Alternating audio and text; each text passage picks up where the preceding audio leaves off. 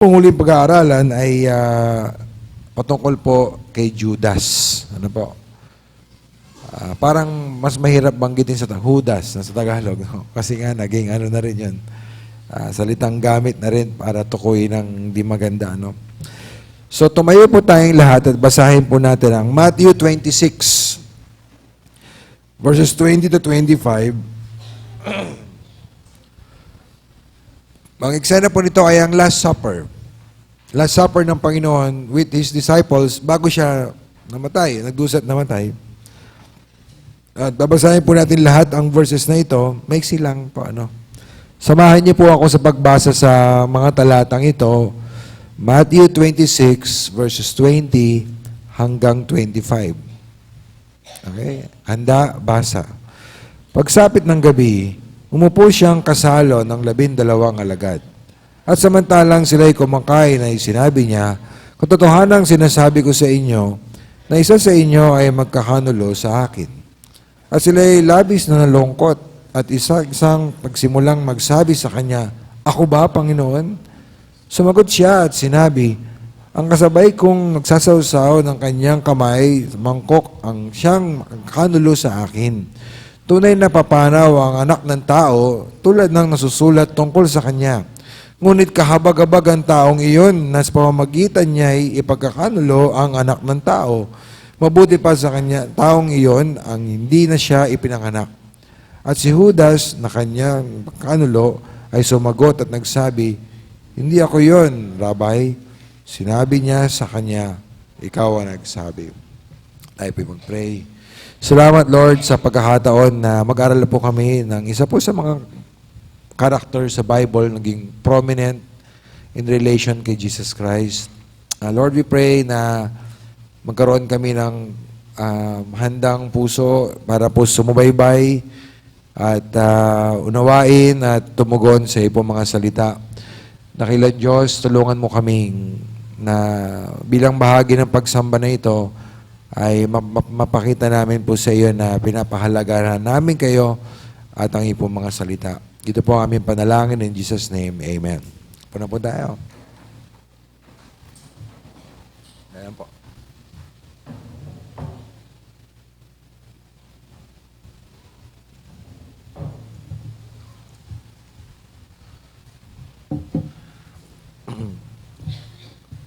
Ako po ay lumaki sa isang pamilya ng Baptist. Although ang aking tatay ay mga 8 years ang pa bago siya nakakilala sa Panginoon. Sinanay na una, no, ay lumaki po ako sa isang pamilya na pupunta sa church. At hindi lang po iyon. Ako po pinag-aral din po sa isang eskwelahan ng Baptist. So, laking church po ako at simula, nursery. Simula nursery hanggang grade 6 pa lang po yun ng International Baptist Academy na ngayon ay higher ground na, no? Ay, ganun po ang aking kinagisnan. So, imagine niyo po araw-araw nasa Baptist school, Wednesday night, nasa church, Sunday maghapon kami sa church. Minsan may mga activity pa na hindi Sunday, hindi Wednesday. Ang mga ang sinanay, sumasama din kami doon. So, lumaki po ako na napakikinggan ko yung mensahe ng kaligtasan. Ang tawag natin ay mabuting balita na tayo po yung makasalanan pero mahal tayo ng Panginoon at sinugo niya ang kanyang tanging anak, ang Panginoong Jesus, na siya po'y Diyos ng katawan tao para pwede siyang mamatay, para pwede niyang ialay ang buhay niya, pambayad sa ating mga nagawang kasalanan at siya'y namatay, nilibingan muling nabuhay. At kung tayo po'y magtitiwala sa Kanya, hindi sa ating magagawa o nagawa na, sabi ng Biblia, tayo po'y maliligtas. Alam ko po yan. Kabisado, bata pa lang. Now,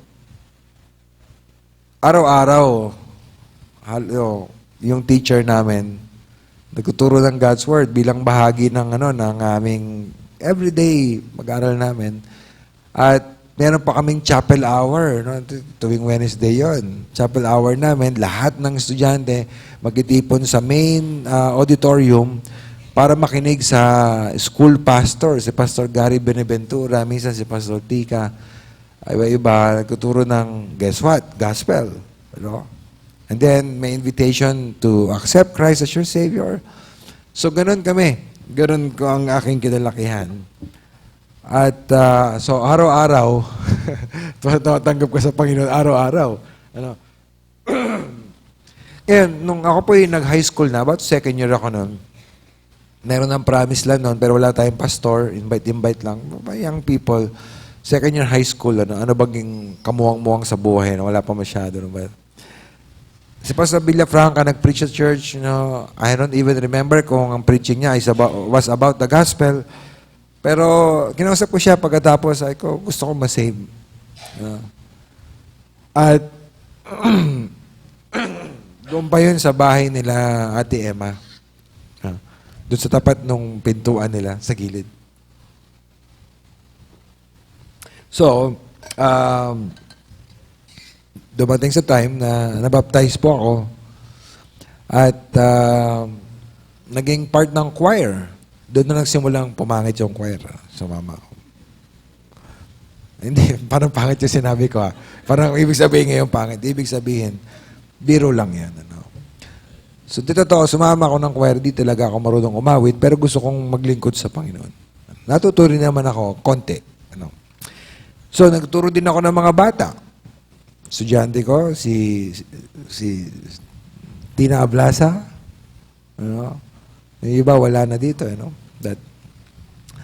Kasama kong teacher, Barbon.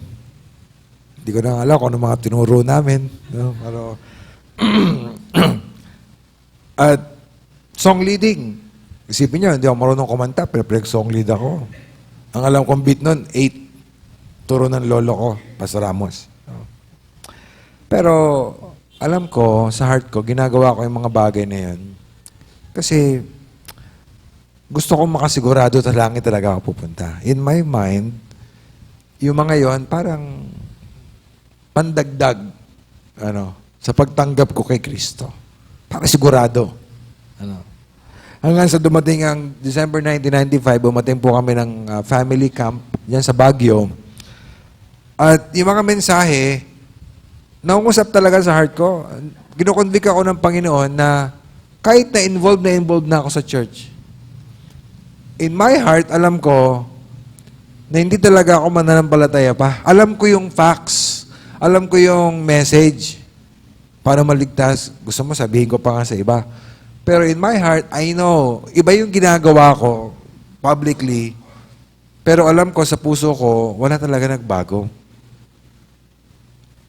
Yung panlabas lang. At hindi ko na kaya ang conviction. Nung camp na yon masaya, pero may lungkot sa heart ko hanggang sa dumating kami dito na sa Manila. And then, December 31st, New Year's Eve, may service tayo nun, dito sa church. Kinausap ko si Pastor, sabi ko, I think I need to be saved. Pero alam niyo, kasabay ko si Brother Nelson noon, Alam niyo po, yung time na yun, nagdadalawang isip talaga ako kung sasabihin ko kay Pastor, kasi nabaptize na ako. Nahiya ako, alam na lahat, tumatayo pa ako dito, tinuturuan ko pa yung mga anak nila. Pero in my heart, I know, ginagawa ko yung mga yon para to earn merits, to earn favor sa Panginoon. And I know, deep down in my heart, wala talagang change. Sa outward lang. So, naiya ako. Yun ang pumipigil sa akin time na yun na para sabihin kay Pastor. But naalala ko si Pastor, madalas niya sabihin, huwag kang mahiya na aminin mo na hindi ka talaga mananampalataya. Kasi pag nahiya ka ngayon, walang hanggan kang mapapahamak sa impyerno. Naalala ko yun.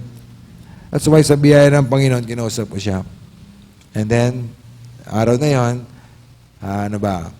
life has never been the same. Ang ginawa ng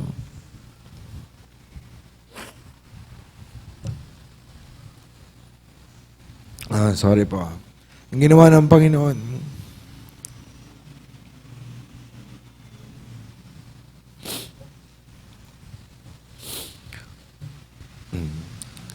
May nagsabi sa akin, pangit daw ako pag umiiyak. Kaya, wag na lang.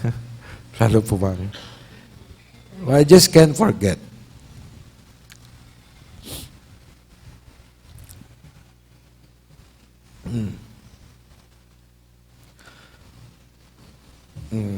Thank you, Bada. Nung natapos na yun, napatuloy na sa Panginoon at wala na. No? Yung katiyakan sa puso. Alam mo nang may katiyakan ka, hindi dahil sa ginawa mo, ang magagawa mo, kundi naunawa mo ang ginawa ni Jesus Christ para sa iyo. Now, makikita natin doon mga kapatid, Pastor, bakit ka ba nagpipreach ng patungkol sa kaligtasan, false converts? Church na nga tayo, mga tumanggap na nga tayo sa Panginoon.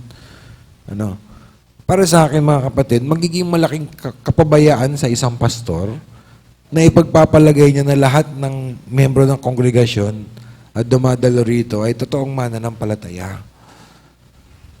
Kaya po tayo nangangaral ng ganito sapagkat meron din mga talata sa Bible na nagsasabi sa atin na atin pong suriin ang ating mga sarili kung tayo ba'y nasa pananampalataya, if we are in the faith. At may mga talata sa Bible na sinasabi, address to believers, para sa mga mananampalataya na winawarningan sila sa pagkahulog sa pananampalataya, although alam naman natin may eternal security, pero may warning para sa mga hindi talaga tunay na mananampalataya. Meron tayong tendency, hindi ko alam, baka sa atin dito kailangan marinig ito, na mahiya tayong aminin kung ano talaga tayo sa harapan ng Panginoon. Kasi alam na nila, Pastor, tumanggap na ako sa Panginoon. Nandun sila nung binaptize ako. At sila sa mga nag-congratulate sa akin at naging masaya para sa akin. Kita nila ako, maybe tumatayo sa harapan dito. Alam nilang member ako ng church, kaya Pastor, nahiya ako. Alam mo, huwag ka mahiya.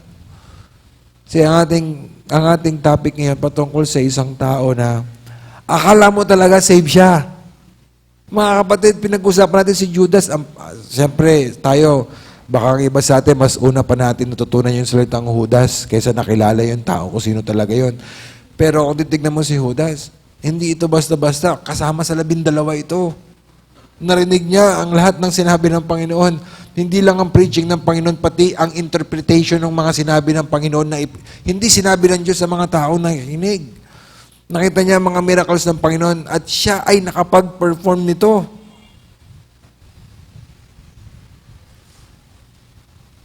Makikita niyo mamaya, hindi lang siya ordinaryong membro ng 12, trusted ito.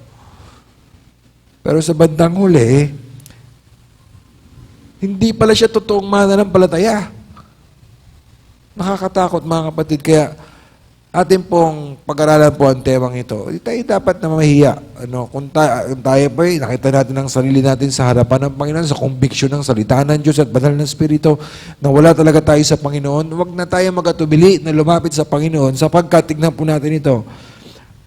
Ang false converts will be exposed and judged. Darating ang panahon na yung ating kinukubling tunay na katatayuan natin sa harapan ng Panginoon ay mahahayag talaga. At hindi lang mahahayag, ang malungkot pag huli na ang lahat. Nandiyan po ang judgment ng Panginoon. Yung po mga peking mananampalataya ay mahahayag at hahatulan. Mga kapatid, bilang pastor, ayoko na napabilang ang sino man sa atin dito. Sapagkat ito ba'y totoong nangyayari among the people of God. Hindi natin kinakausap dito yung mga taong hindi kilala ang Panginoon, yung mga tao na tumatanggi na si Kristo ang tagapagligtas.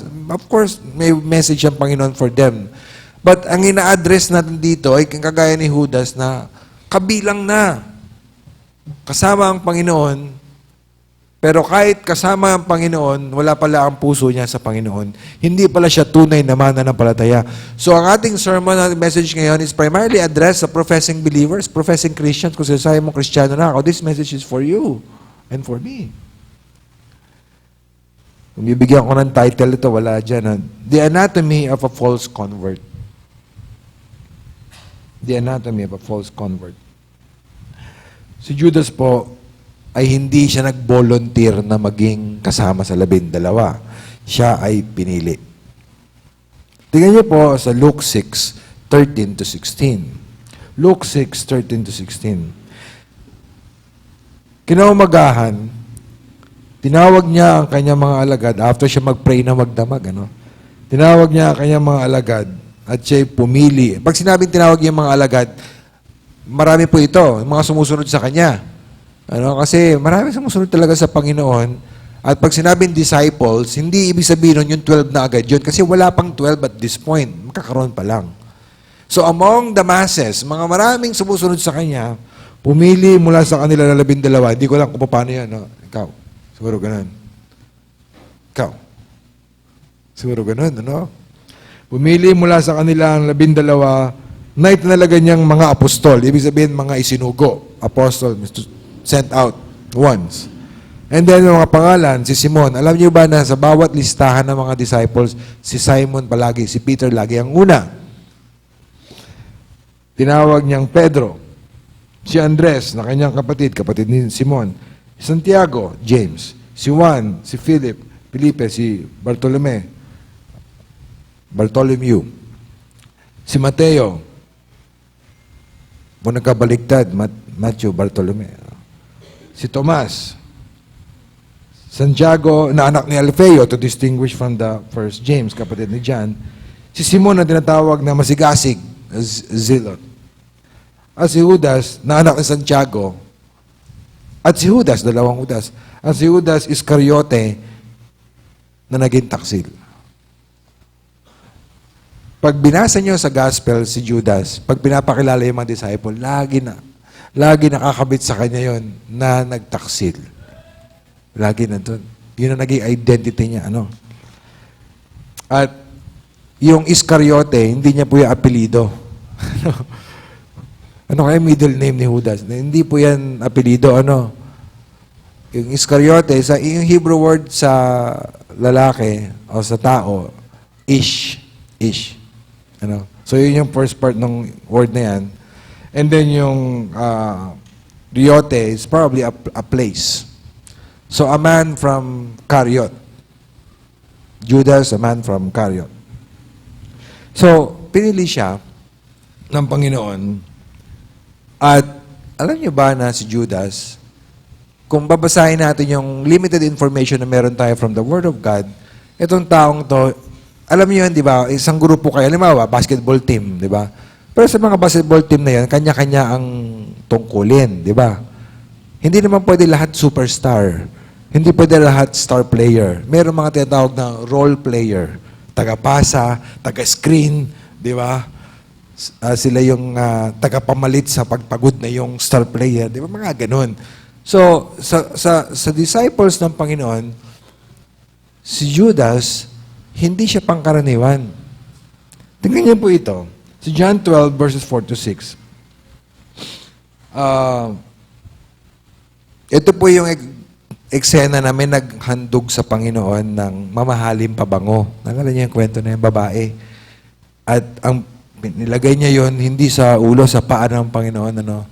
At pinunasan niya ng kanyang buhok. Di ba? Napapakahalaga ng buhok sa kultura ng panahon ng Panginoon para sa mga babae, pero ginamit niya yon pamunas lamang sa paa ng Panginoon, sa maruming paa ng Panginoon, kasi yung host hindi naman ginawa yon. Nasayangan, tingnan niyo po, John 12:4-6. Subalit si Judas Iscariote, isa sa kanyang mga alagad na laging kakabit na pangalan niya, na magkakanulo sa kanya, na sinasabi, bakit hindi pinagbili ang pabangong ito? 300 denaryo at ibinigay sa mga dukha. Parang ang ganda pakinggan, di ba? Sayang naman yan. No, binuhos lang, tinapon lang, one-time use, mahal-mahal niyan. Sana binenta na lang yan. Pagkatapos, binigay sa mga mahirap, parang ganda ng puso niya para sa mga kapuspalad. Ano? Pero, ang sumulat nito po, si John, at sa patnubay ng Holy Spirit, nagkomento siya. Ano? Naglagay siya ng comment. Comment ni John ito, nung tapos na lahat na nangyari. Pinagkanuludan ni Judas ang Panginoon, namatay na ang Panginoon, nilibing siya, muli na buhay, umakyat sa langit. And then si John, nagsusulat siya, iniisip niya, ganito pala ito. Ganito pala si Judas, ano? So parang nagbabalik tanaw siya, ini-interpret niya ngayon yung mga naging mga pangyayari kasi may bago na siyang pagkakakilala kay Judas. Ang sabi niya sa verse 6, ngunit ito'y sinabi niya, ito po'y comment ni John, at under sa guidance ng Holy Spirit, this is the Word of God. Ngunit ito'y sinabi niya, hindi dahil nagmamalasakit siya sa mga dukha, hindi pala yun, kundi sapagkat siya isang magnanakaw. At palibasa ay nasa kanya ang supot. Hindi ito pambalot ng ulam. Nasa kanya ang supot. Ibig sabihin, dalagyan ng pera ito. Ano ang tungkulin ni Judas? Yeah. So, para ikaw ay pagtiwalaan ng pera, hindi ka basta-basta. Diba? Pagtiwalaan ka. Sabi rito, nasa kanya ang supot, kinukuha niya ang nilalagay doon. Isipin mo yun, nanguumit si Judas. Ano? Siguro kataka sila nun, bakit parang kulang itong kaloob sa atin? Siguro na wala lang yan. Pero ngayon, na-realize nila na kinukupit pala. Nasa John 13, verses 27 to 29, pagkatapos na matanggap ang kapirasong tinapay, ito po yung Last Supper, ano? Kasi sinabi ng Panginoon, magkakanulo sa akin.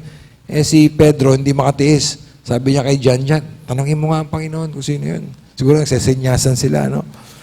Si John nakahilig sa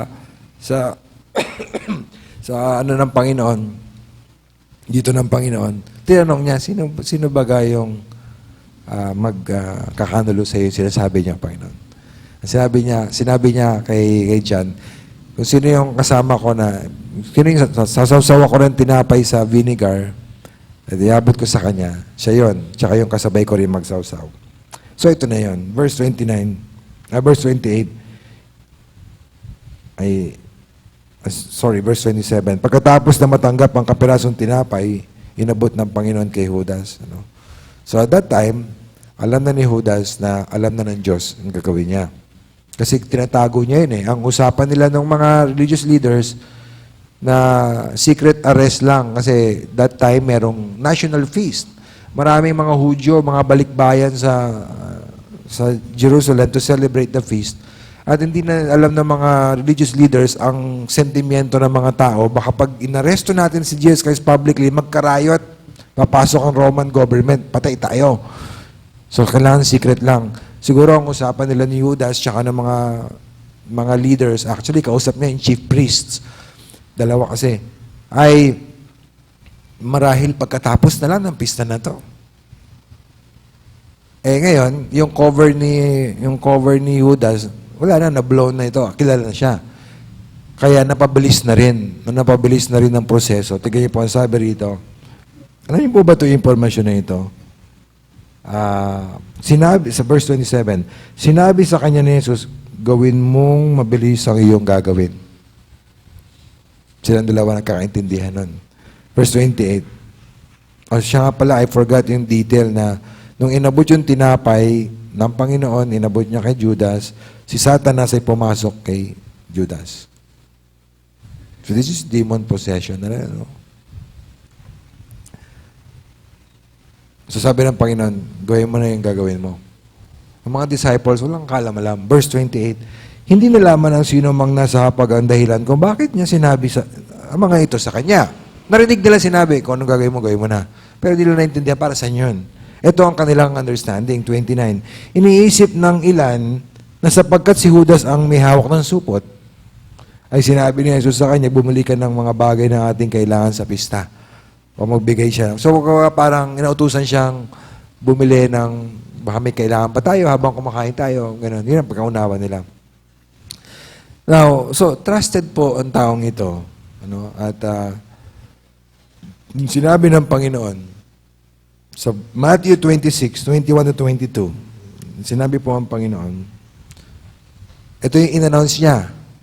Verse 21, Matthew 26, at samantalang sila'y kumakain ay sinabi niya, katotohanan sinasabi ko sa inyo, na isa sa inyo, 12, sa inyo, magkakanulo sa akin. Anong ginawa nila? Sabay-sabay yung 11, siyempre si Judas yon. Hindi gano'n nangyari. Hindi gano'n. Tingnan niyo po, sabi rito, 22. At sila'y labis na nalungkot. At isa-isang nagpasimulang magsabi sa kanya, ako ba yun, Panginoon? Alam niyo yung mga disciples, mas una pa nilang pinagdudahan ang sarili nila kaysa kay Judas. Ibig sabihin, maganda ang reputasyon ni Judas sa kanila. Hindi nila sinabi na, may magkakanulo sa iyo. Siyempre, walang iba kundi ito. Hindi nila naisip yun. Mas pinaghinalaan pa nila yung sarili nila. Panginoon, ako po ba? Point number 1. Ang false convert ay maaaring magtagumpay sa pagkubli ng tunay na kalagayan ng kanyang puso.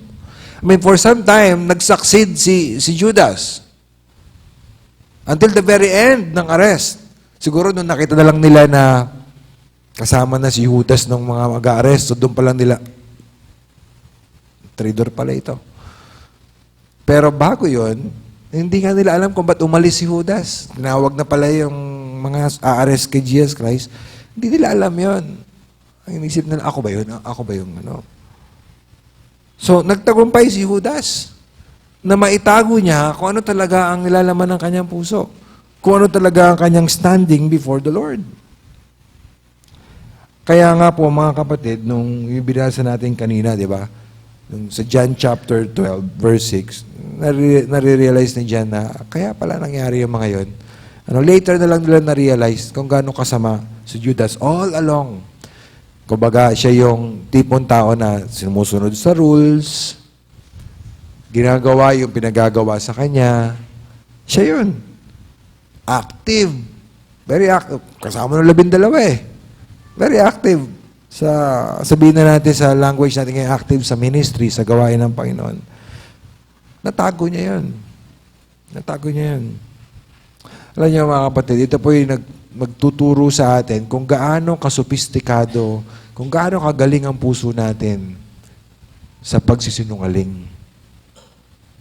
Ang dami niyang naloko. At least at some point, ang dami yan naloko. Kasama niya mga alagad. Ay yung mga taong tumitingin sa kanya. Hindi man lang siya pinaghinalaan. Alam niyo po ba na ganyan ka-dangerous, ganyan kadelikado ang puso natin? Kaya kung makikinig tayo dyan, paulit-ulit tayong lalamangan, paulit-ulit tayong gugulangan ang puso natin. Akala mo, okay yung ginagawa mo, pero hindi. Isa sa mga kasamaan ng puso natin ay yung abilidad nito na ikubli yung tunay na tayo. Isang implikasyon na makikita natin dito ay meron palang mga tao na mukhang tunay na Kristiyano pero hindi pala totoo.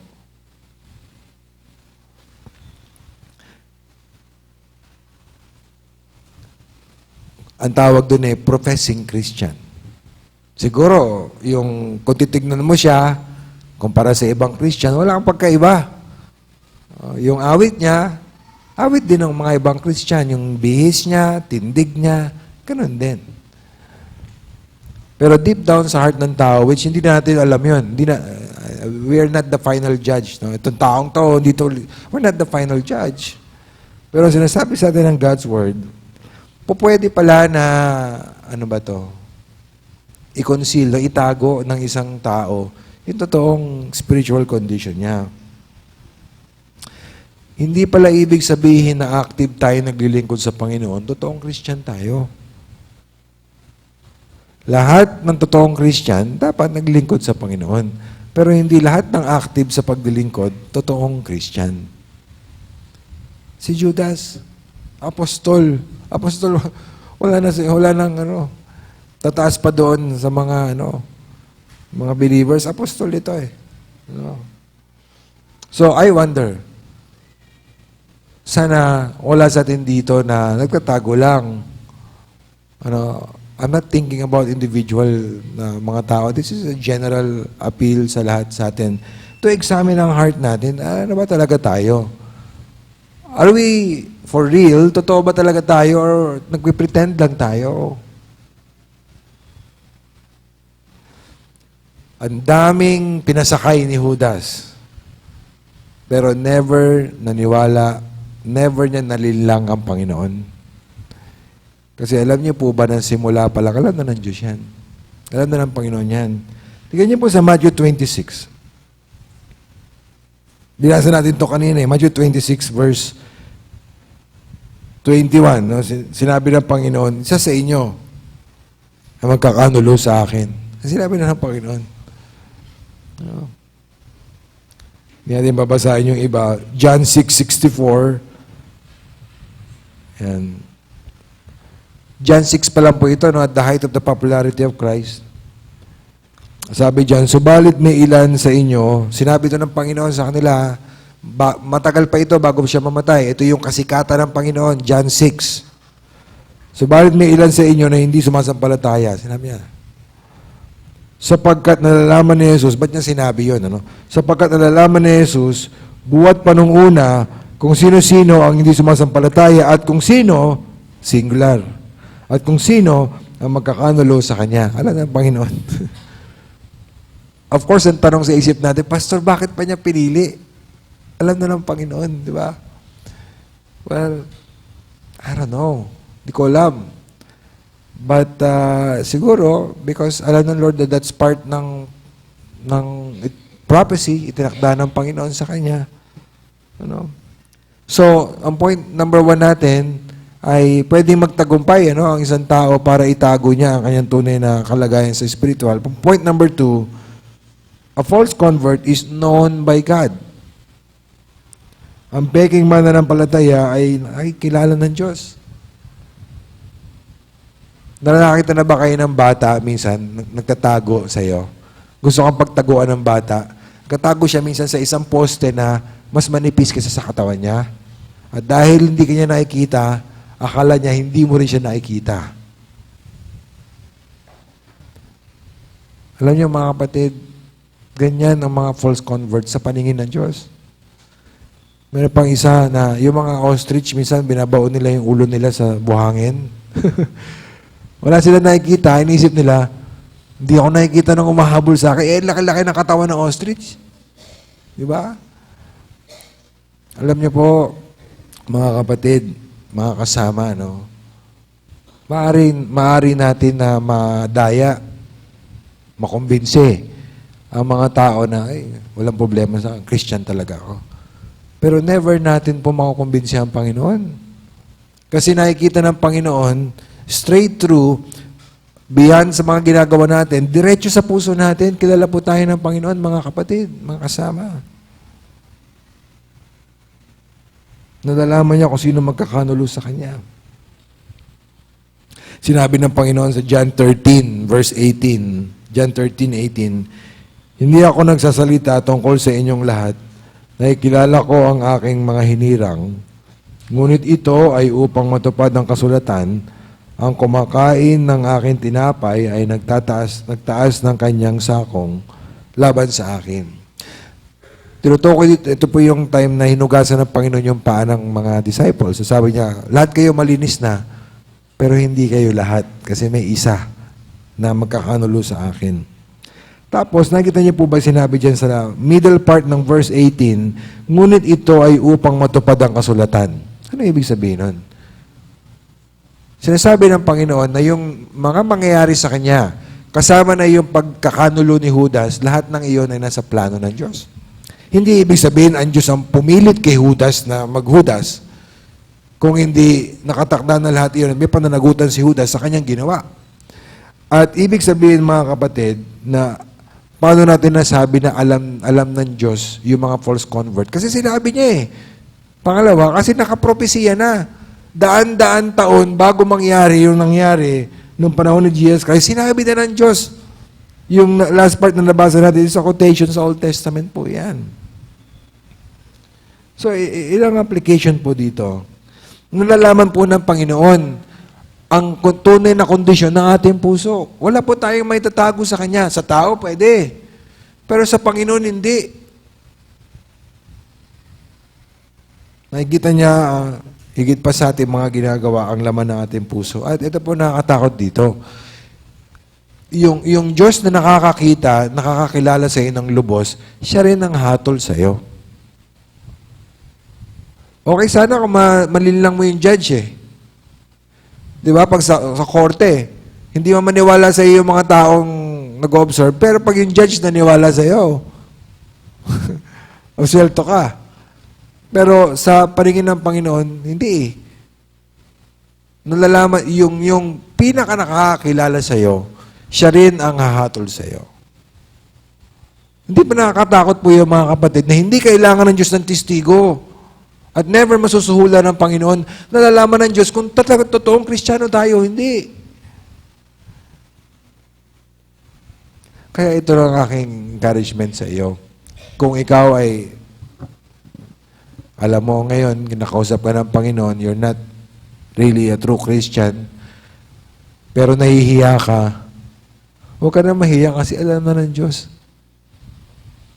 na naghihintay sa iyo ang Panginoon. Hindi siya lagi maghihintay. Huwag ka na mahiya. Ano? Yung mga tao, maybe hindi nila alam, pero alam ng Diyos. May nakakaalam ng iyong inakalang sikretong ikaw lang ang nakakalam. Now, punta po tayo sa Matthew 27. Kasi baka akalain natin ng mga false convert, talagang matigas ang puso nila. Well, in some sense, yes. Pero, tingnan niyo po sa Matthew 27, ito pong eksena na ito, tinablan ng konsensya si Judas. So, nakita niya yung mga mangyayari sa Panginoon at na-realize niya na mali yung ginawa niya. Tingnan niyo po, Matthew 27, 3-5. At si Judas, na nagkanulo kay Jesus, konektado talaga sa pala niya, nang nakitang hinatulan na ito, nagsisi at sinauli ang 30 pirasong pilak. Sa halagang gano'n niya pinagpalit ng Lord. Sa mga punong pari at sa mga matatanda na nagsasabi, ako'y nagkasala sa pagkakanulo ko sa dugong walang sala. Ngunit sinabi nila, ano yun sa amin? Pakilad namin sa konsensya mo. Ikaw ang bahala dyan. At inihagis niya sa templo ang mga piraso ng pilak at siya'y umalis. Tragedy. Imbis na lumapit siya sa Diyos at tagapagligtas na pinagkanulo niya, itong ginawa niya. Umayo siya at nagbigti. Tragedy.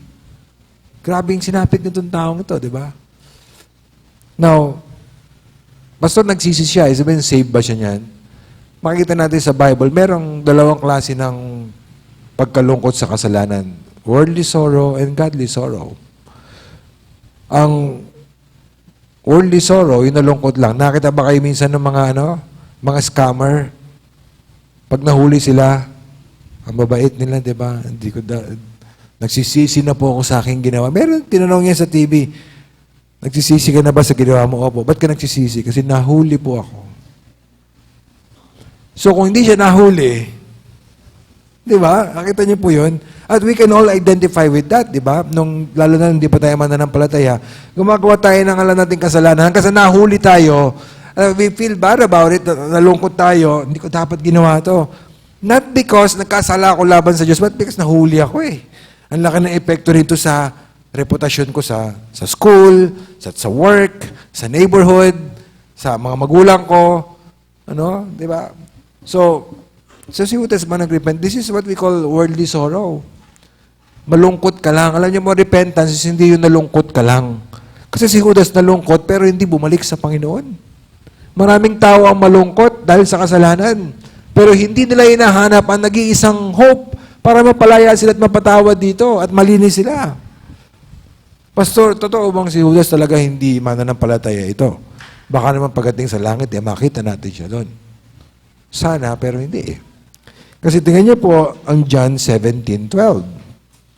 Sabi sa John 17:12, habang ako'y kasama nila, the Lord is praying to the Father. Ito yung totoong Lord's Prayer. Nag-pray ang Jesus Christ para sa sarili niya, para sa 11 disciples na iiwan niya, at para sa atin, mga believers. Habang ako'y kasama nila, disciples, Iningatan ko sila sa iyong pangalan. Sila'y binigay mo sa akin. Sila'y binabandayan ko. At isa man sa kanila ay walang napahamak. Maliban sa anak ng kapahamakan. si Judas yun. Upang matupad, ayun na naman, upang matupad ang kasulatan. Nakita niyo po yung pagtawag sa kanya, siya po'y tinawag na anak ng kapahamakan. Ano yung sabihin nun? Son of perdition, ano?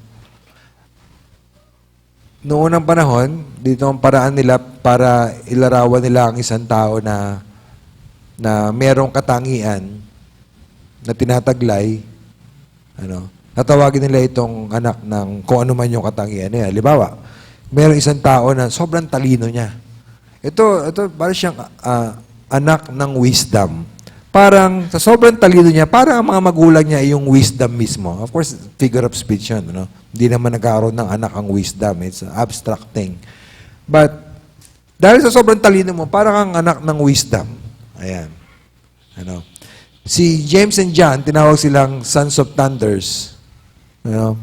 Na ang probable interpretation nun ay it refers to their temper. May ito ang ulo nila.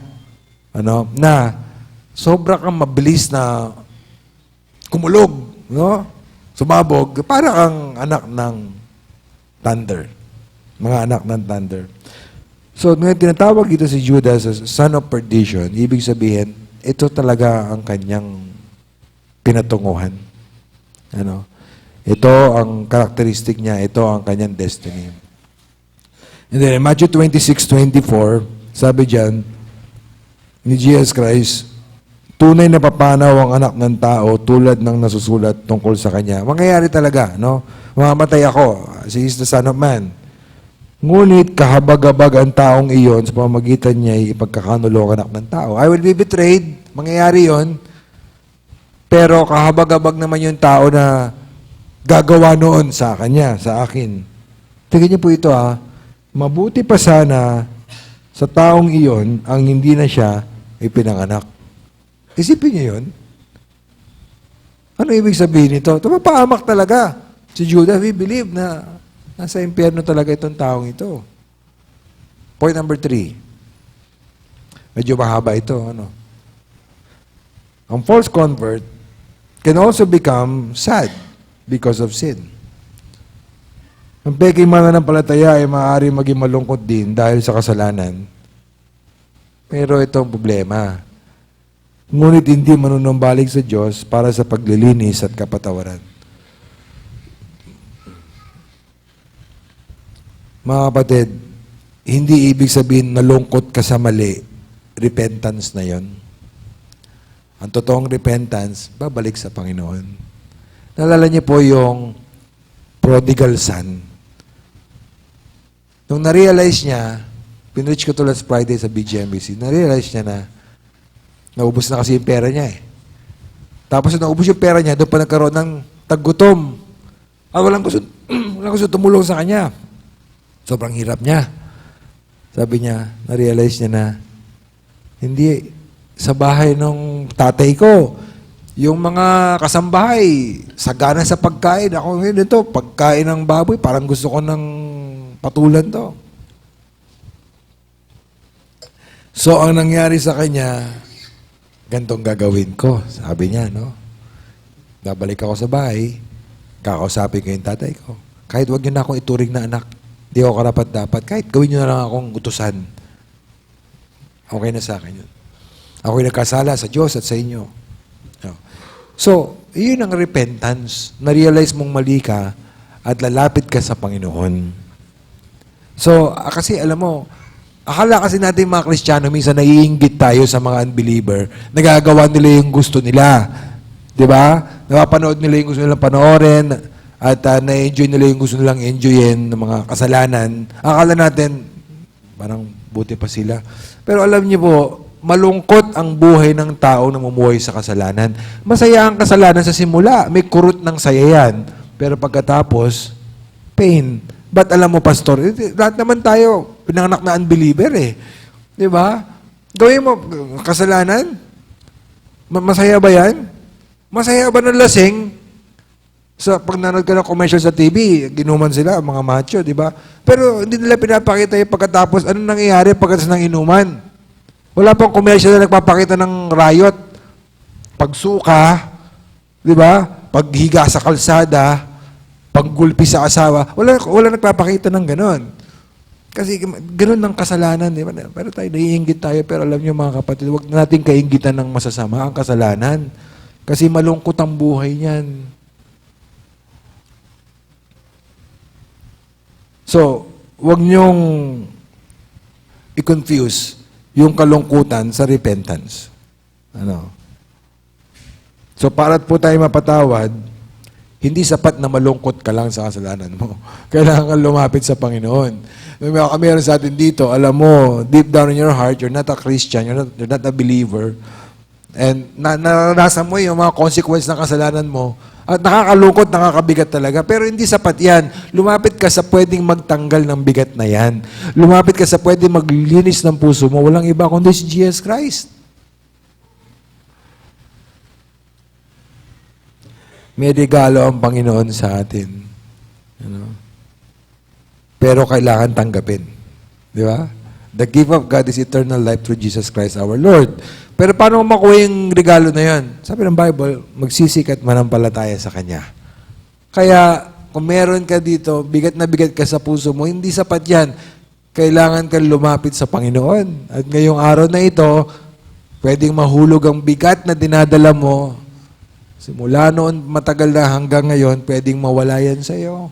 Pwedeng linisin ng Panginoon ang puso mo. Ang kasalanan nagpapadumi ng puso yan, nagpapadumi ng buhay. Pero ngayon, kung tatanggapin mo sa simpleng pananampalataya na si Kristo lang ang tagapagligtas mo, siya lang ang namatay para sa muling na buhay, makikita mo. Patawarin ka ng Panginoon and life will never be the same again. Hindi natin pwedeng madaya ang Panginoon. Hindi naman pwedeng itago yung sikreto. No? Na pagiging dito yung naligtas, hindi pwedeng itago yun forever. No? Ang isang bangkay, pwede mong itago yan for... Ano ba, wala nga. Sorry po, baka maano kayo dito. Ang isang bangkay, pwede mong itago, subukan mong itago sa bahay mo. Pwede siguro matago mo yan isang araw, dalawa. Di ba? Pero, dating ang time, aalingasaw yan. Di ba? Aalingasaw yan. May mga nangyaring ganyan sa mga balita, mga kapitbahay na tumawag ng pulis. May problema itong bahay na to. Alam niyo po, yung pagiging false convert, pwede naman maitago yan for quite some time. Pero dahil nga ang isang false convert ay meron pa ring same sinful heart, unclean heart, ayaw sa Panginoon, eventually, lalabas talaga yan. Last point, a false convert will be exposed. A false convert will be, tama ba nakalagay dyan? Will be exposed. Ayan. Ang peking mananampalataya ay mahahayag. No. Paano ba nalagay ko dyan? Ayun. And judge, I forgot to put that. No? So, kailan ba mahahayag yung isang taong dito na ligtas talaga? Pero sabi niya ligtas siya. Well, una, in this lifetime. Pero nangyari kay Judas. Naging malinaw sa lahat. Hindi siya namatay na nag-isip ang mga tao. Ligtas ba siya o hindi? No? O hindi siya namatay na nag-isip ang tao. Sigurado ligtas siya. Ito, no? Maliwanag sa Bible. Nakita nila, naunawaan nila. Based on the Bible, Old Testament, and nangyari sa kanya, and maybe even sinabi ng Panginoon, hindi talaga totoong convert. So, may expose ang hindi totoong convert in this lifetime. That's a possibility. No? Sinabi po sa verse John 12:4-6. We're wrapping up dito, no? Subalit si Judas Iscariote, isa sa kanyang mga alagad na nagkanulo sa kanya, ay nagsabi, binasa natin kanina, bakit hindi pinagbili ang pabawang ito 300 denaryo at ibinigay sa mga dukha? Okay? Pastor, ba't mo binabasa yan? Kasi ito pong text na ito, ang text bago po sa chronology, no? Bago po nag-decide si Judas na puntahan yung mga high priest, ay yung mga priest, at ipagkanulo si Jesus Christ. Okay? Tingnan niyo po, Matthew 26, no? Kasi ito wala sa dyan, ano? Matthew 26. Kung babasahin natin yung mga naunang verses, ang mababasa ninyo, yung binasa natin na, ba't nila pinamigay sa mahihirap yan? Although he was not named doon, si Judas. Matthew 26:14-16, pagkatapos, isa sa 12 na tinatawag na Judas Iscariote, ang pumunta sa mga punong pari. Alam niyo ba na hindi siya nilapitan ng mga priest? Siya ang lumapit. At yung binanggit na isa sa 12, para mas nagdadagdag pa ng sakit. Ano? Kasi ang nag-trador kay Jesus Christ, hindi kaaway niya. Ang nag-trador sa kanya, tinuring niya isa sa kanyang malalapit na kaibigan. Kaibigan niya si Judas. Tinawag niya si Judas na friend matapos siyang halikan ni Judas.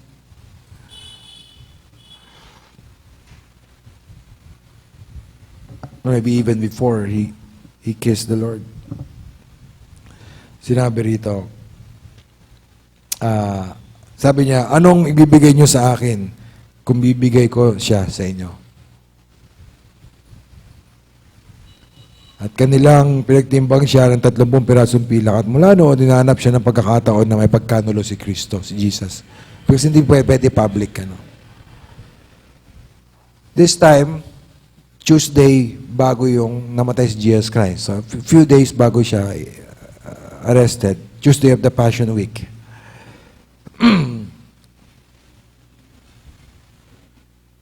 At doon sa binasa natin kanina, sa Matthew 26:12, kagaya sa John, sabi diyan, sapagkat sa pagbubuhos niya ng pabango, ito po yung babae, no? Na noong binuhos ng babae yung pabango, nandun si Judas. Later on, sabi niya, hindi niya dapat ginawa yan, dahil may hirap na lang. May sinabi si Jesus Christ. Itong sinabi niya sa Matthew 26:12, sapagkat sa pagbubuhos niya ng pabangong ito sa aking katawan, ginawa niya iyon upang ihanda ako sa paglilibing. And then, next natin mababasa, pinagkanulo ni Judas Jesus Christ. Okay? Ito ang point natin, ha? Bakit nang hinayang si Judas doon sa binuhos ng babae? Kasi nawalan siya ng pagkakataon na mangupit. Di ba yun ang sinabi? Mangupit. Pero sabi niya kasi may hirap.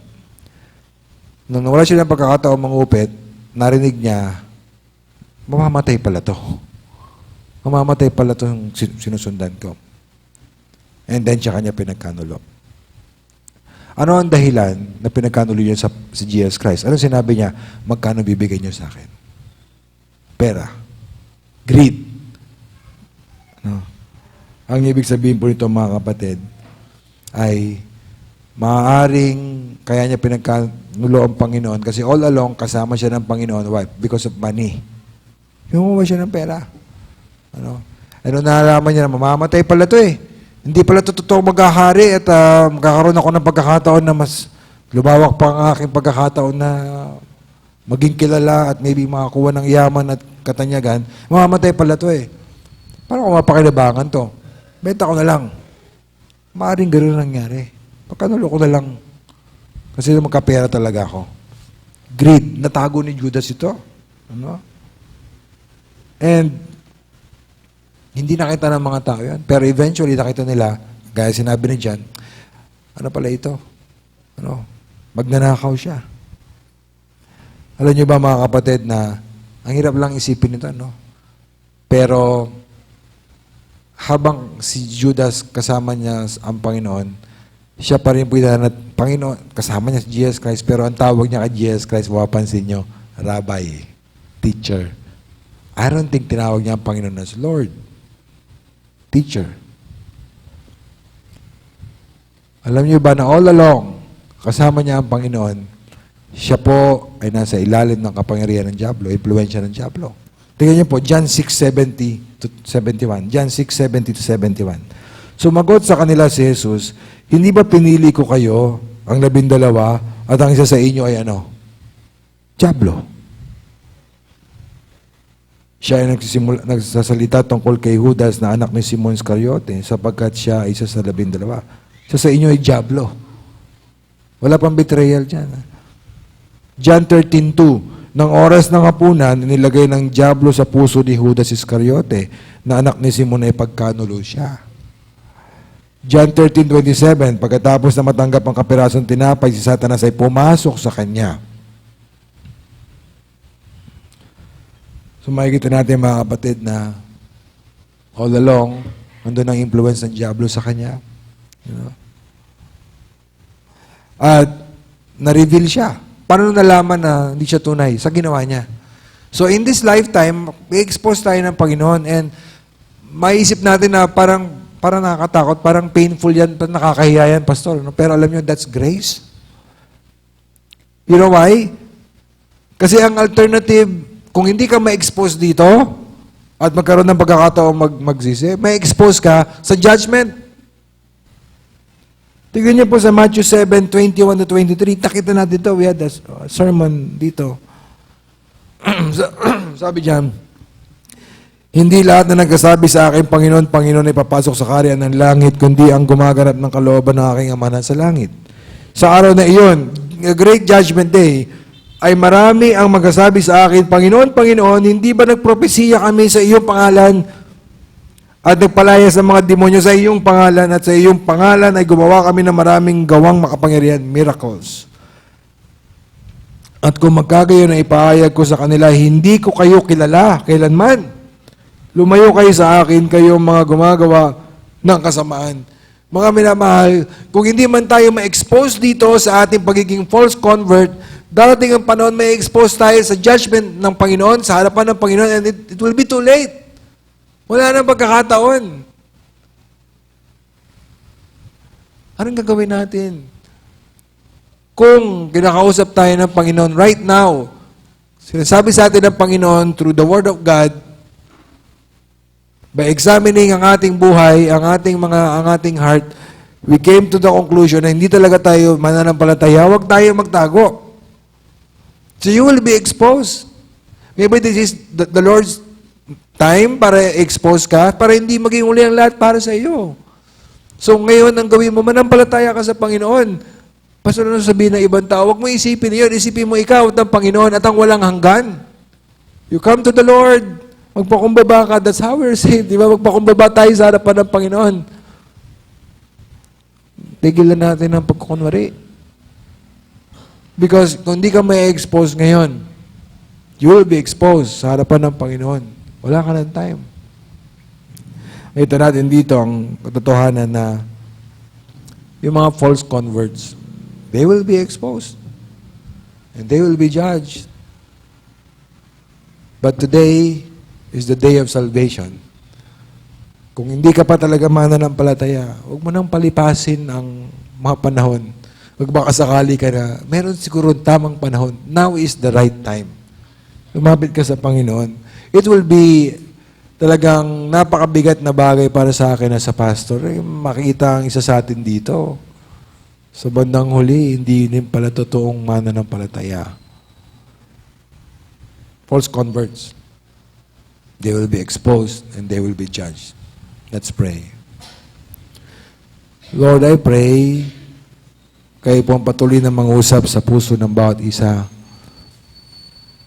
Dalangin ko, Lord, na meron po sa amin dito na all along, pinapakilala niya ang sarili niya bilang mananampalataya, but is not, Lord. Huwag mong hayaan na hindi siya ma-expose ngayon. Lord, I pray, kayo po ang gumawa sa puso ng taong ito, Lord. It is not a coincidence na ganito ang preaching sa lugar na ito, sa oras na ito. It's not a coincidence na ito ang audience. Lord, hawakan niyo po ang puso ng taong yan. Habang tayo nakayukot, nakapikit, nais mong bigay ng pagkakataon. Kung sinasabi mo, Pastor, ako yun. Why don't you come to Christ ngayong umaga? Alisin mo na yung balabal ng pagkukunwari. Lumapit ka sa Panginoon. Come as you are sa Panginoon. Alam na rin naman niya eh. Ask the Lord to save you. Umapit ka sa Panginoon, magpaligtas ka sa Kanya, aminin mo na ikay makasalanan at kilalanin mo si Kristo lang ang paraan ng Kanyang ginawa upang ikay maligtas. Would you pray that prayer? Lord, I pray, Lord, kausapin niyo po, Lord, tulungan niyo po, bigyan niyo po ng kaliwanagan, ng lakas, ng faith and repentance ng taong ito. Tulungan niyo po, Panginoon. Kung tayo po yung mga believer na we praise the Lord sa Kanyang ginawa sa buhay natin, na hindi tayo nanatiling sa kalagayan ng kasalanan, kundi tayo po sa biyaya ng Diyos ay nakilala siya. Gusto ko pong encourage tayo maglingkod sa Panginoon. Sapagkat papunta na tayo ng impyerno pero sinagip tayo ng Diyos sa pambihirang paraan ng Kanyang anak ay namatay para sa atin. Panawagan sa ating mga believer ay mabuhay tayo para sa Panginoon. Shall we all stand, mga kapatid, as we pray? Let's respond to the message na pakinggan natin. Let's thank the Lord kung tayo Christian na. Thank the Lord and pray for those na hindi pa rin mga mananampalataya hanggang ngayon. Maybe you know someone, as far as you can tell, nag-profess as a Christian, but the life is still the same. Maybe you want to pray for that person. But first, pray for yourself. Examine yourself whether you are in the faith. And again, for those na hindi pa talaga tunay na Christian, manalangin ka sa Panginoon. One stanza of music and then we'll close in prayer. Let's pray po.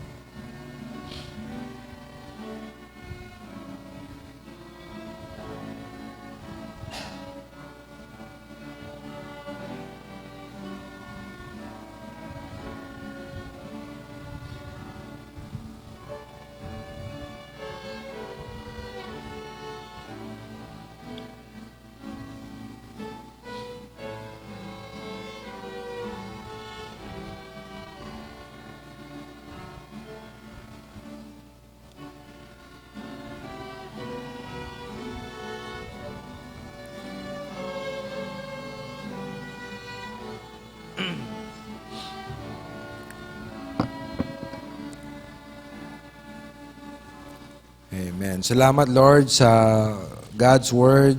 Salamat po sa warning, sa buhay po ng isang tao na familiar kami. We pray, dear God, na tulungan mo po kami to remember ang mga napakinggan namin at hayaan po ang God's Word patuloy po mag-minister sa aming mga puso.